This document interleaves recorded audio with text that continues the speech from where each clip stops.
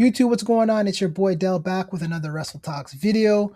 Today I want to talk about the WWE booking because it's been a little bit frustrating as a fan for all these years to come back to watch the program and not understand which direction they're going.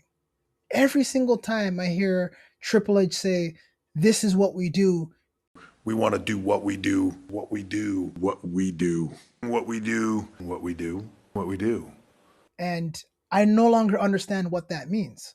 Again, I'm not going to go online and say the things that they're saying on Twitter, triple fraud, people talking about his pacemaker. It's very diabolical. I'm not going to get into that. I'm not at that level yet, but I have some gripes. I have some issues that I need to talk about, and I need to understand why their booking is so off.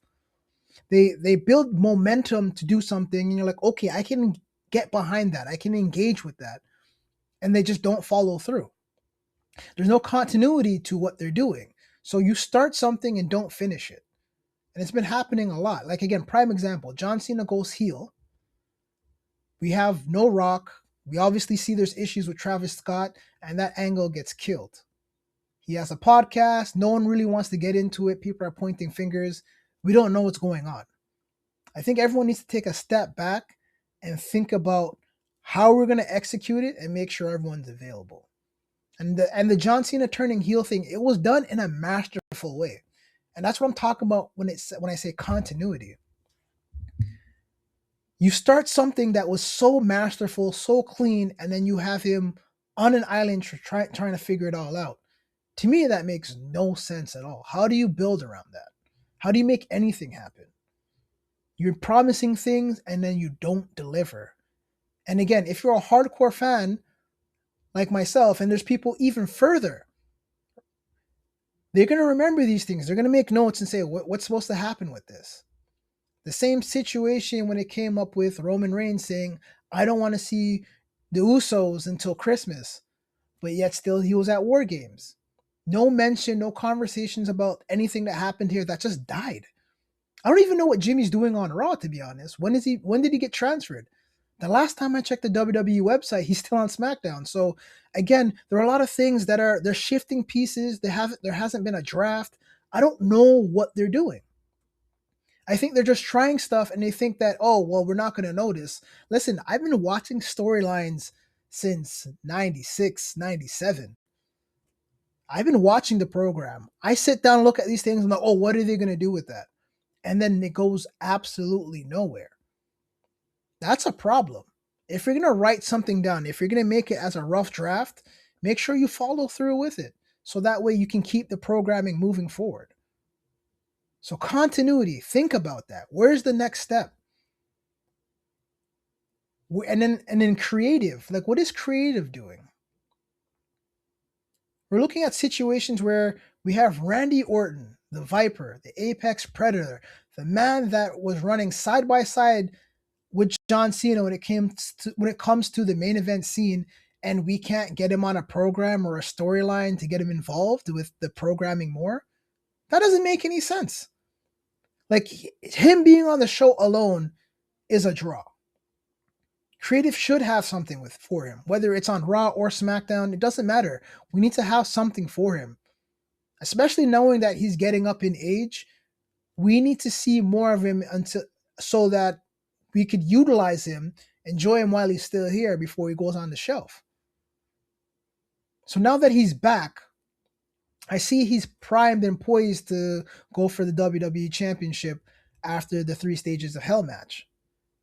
I would like to see something manifest. I can't keep watching him look at that title week in and week out, not making a move. You have to make a move. You got to look at Randy Orton's career all the way through. He's always taking what he needs. The diabolicalness, he almost shut down WrestleMania punting Vince in the head. You're trying to tell me this is the same guy? The same guy that went punt kicking everybody? Man broke down the Nexus single-handedly just to get to CM Punk. We need to understand where the booking is going. There aren't any real plans. And I guess I understand that TKO has come in and they're putting their stamp on everything and they're looking to make more money. There's more ad revenue and stuff like that. That's cool. But you have different people who manage these things. So that should not affect what you're going to do creatively. Having 4 matches on a pay per view plus commercials? Oh, brother, this guy stinks! Yo, I like, come on. You can't call that a premium live event and think that we're okay with that. Back in the day, we used to get backstage segments at the pay per view to keep us engaged on what's happening, show us the intensity of where the storylines were and what's happening, what people are thinking, people getting ready before their matches. None of that's happening anymore. We're just getting ads. I shouldn't be watching a premium event and getting ads. I went to SummerSlam in 2023 and there was no live segments. It was just match, match, match, video credit of on the next match, and that was it. The live product was not engaging at all. So to me, there are some things that need to go back to basics so that they can figure out how to captivate the fans. Never mind the casual people. The casual people are not going to be the ones that drive the product forward. Will they tune in? Maybe. But you think a ratings boost for one Raw or one SmackDown is worth the people who have invested time into the product? Those are the same people who are going to buy tickets to the show, which are overpriced now. But those are your staple. Those are your core people that you should be entertaining. And people don't just stop wrestling cold turkey. Like, it takes a while to get to that point. They need to fix it. The next issue I have with the programming is the mentality of, okay, whoever's champion continually has to win. The championship in WWE, especially knowing that everything's predetermined, everything is a live performance. We need to know everything is gelling. If you guys need to pivot. That's fine. Have Seth Rollins hold the championship for 3-4 months. Then get CM Punk in there. Then get LA Knight in there as well. Like, LA Knight is more than due for a championship run at this point. People have been chanting his name for at least 3 years.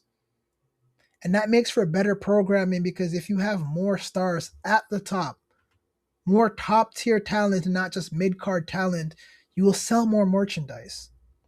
And at least he can't get cooked in the promo battles when people will look him in his face and say, you haven't held one of these. No! That Whose shoulders Seth Rollins has never, ever, not ever, not never, not ever pinned? I'd imagine it's the same guy that's never, not ever, ever been heavyweight champion, right? one of these. That makes him lose credibility. Making your top guys, especially knowing that he's a babyface and he has no credibility, that's a problem. Look at it like this. When Triple H, John Cena, and Edge had that segment, and then Triple H tried to punk Edge and calling him a curtain jerker, Edge had a comeback for him and said, yo, I dealt with Mick Foley and did something you couldn't do, and I retired him. And at that point, Edge has already been champion and said he beat John Cena. You need to make sure that these guys have comebacks to put on their resume to say that, oh, I've been champion. I'm that guy. It's just a matter of time I get the championship back again. He doesn't have that. He's basically Zack Ryder 2.0, the way they're treating him. You're trying to tell me he couldn't have won Money in the Bank? He couldn't win Royal Rumble? He couldn't have won any of these type of things? And the way they're booking him to lose is I don't even know how to describe that. Like, you wouldn't do that with Austin. I haven't seen that done with Triple H, and I haven't seen that done with The Rock, especially when the momentum's hot for them. These guys need to be able to trade wins and losses so that way you can establish what the feuds are. Who is going to be the next person in that spot? That's what you need to remember. These guys need to be able to beat these guys in one-on-one situations so that way the excitement is there. Before, we had Edge win against Randy Orton win against Edge, and then you have Shawn Michaels, and then you have Triple H, you have John Cena. We don't really have that dynamic anymore. There's no balance. The creativity, the booking, the thought process behind all of this stuff really needs to be cleaned up. All you have to do is listen to the crowd and then figure out how to mix them in. If LA Knight at least won the championship once, just once, you get to get the pop, understand how everything is, and then you can book around it. So even if you have plans for WrestleMania, be like, okay, I can move this to SummerSlam and factor in what you want to do so that way everyone gets a touch. Everyone needs a touch. If someone's holding the championship for too long, it becomes a problem.